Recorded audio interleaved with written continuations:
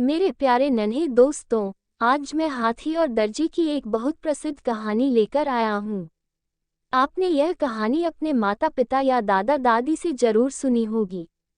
दोस्तों, इस कहानी से हमें सीख मिलती है कि अगर आप दूसरों का बुरा करेंगे तो आपका भी बुरा होगा। बहुत समय पहले की बात है। एक गांव में एक मंदिर था। उस मंदिर के पुजारी के पास एक हाथी था। हाथी मंदिर में आने वाले भक्तों का स्वागत करता था। गांव में हर कोई हाथी से प्यार करता था। मंदिर में पूजा समाप्त होने के बाद हाथी गांव के तालाब में नहाने जाता था और तालाब में डुबकी लगाकर नहाता था।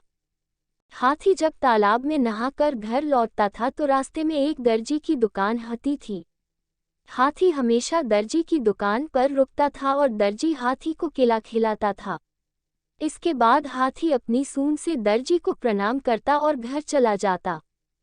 हाथी और दर्जी की कहानी। एक शाम जब हाथी तालाब में नहाकर घर आ रहा था तो वह केला खाने के लिए एक दर्जी की दुकान पर रुका। उस दिन दर्जी शरारत के मूड में था।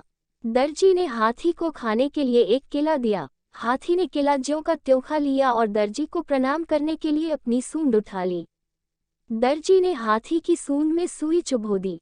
हाथी को दर्द हुआ। हाथी दर्द से कराहता हुआ अपने घर चला गया। हाथी को दर्द से कराहता देख दर्जी खूब हंसा और हाथी का मजाक उड़ाया। दर्जी और हाथी की कहानी। हाथी रोज की तरह दूसरे दिन भी तालाब में नहाने गया और नहा धोकर लौटते समय रास्ते में एक मिट्टी के गड्ढे के पास रुका और हाथी अपनी सूंड में मिट्टी भरकर दर्जी की दुकान पर आ गया। दर्जी अपने काम में व्यस्त था। दर्जी ने कई नए सिलकर इस्त्री किए थे और उन्हें बड़े करीने से व्यवस्थित किया था। वह सिर्फ अपना काम देख रहे थे। जब उसने हाथी को अपनी दुकान पर रुकते देखा, अगले ही पल हाथी ने दर्जी की दुकान के अंदर कीचड़ से भरे सूंड के साथ कीचड़ का एक फव्वारा निकाला और दर्जी के नए सिले कपड़ों को भीग दिया। दर्जी के नए सिले कपड़े गंदे थे। अब दर्जी को अपनी गलती का एहसास हो रहा था। उसने हाथ जोड़कर हाथी से क्षमा मांगी और कहा कि तुमने ठीक किया हाथी मित्र, यह मेरे जैसा व्यक्ति समझता।